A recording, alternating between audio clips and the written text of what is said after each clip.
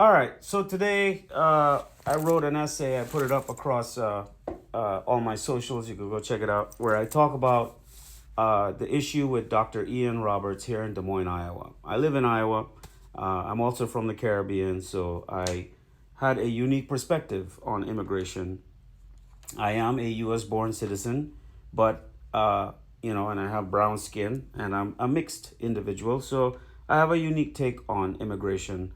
And so what I wrote in my essay was pretty much along the lines of the fact that despite whatever's going on with this guy, right? And he was arrested. They found out he was here illegally. He overstayed, whatever. He's going through that process.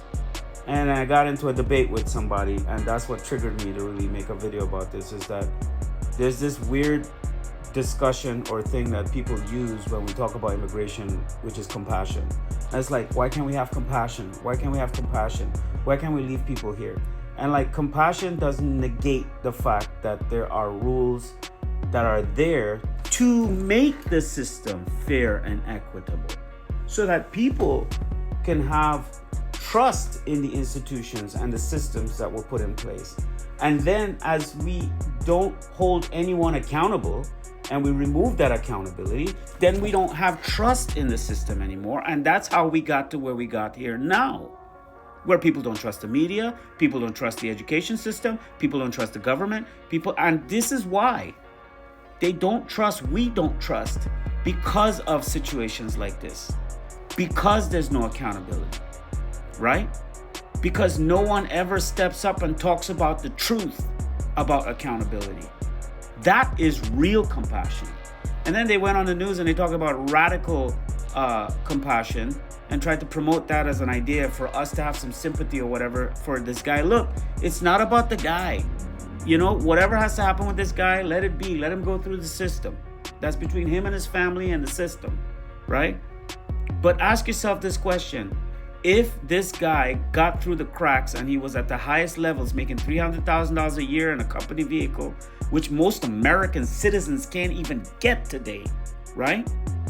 This nice cushy job. How many more people across this entire United States are in positions like this, maybe even in government, at city council level, making policies that affect American citizens? I don't know, but that sounds like treason to me. So all I'm saying, guys, is that we need to keep an open mind.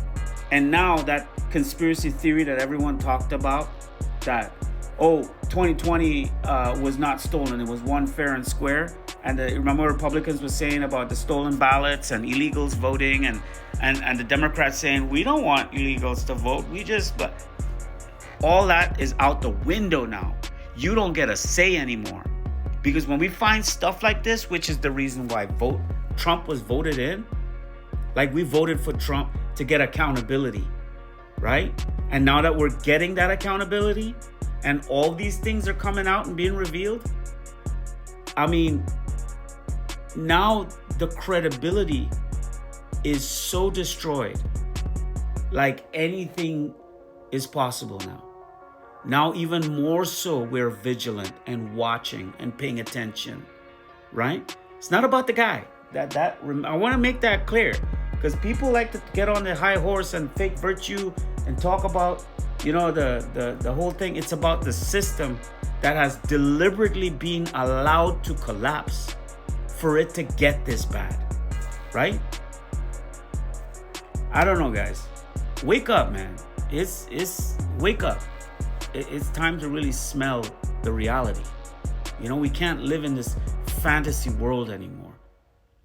You know what I'm trying to say?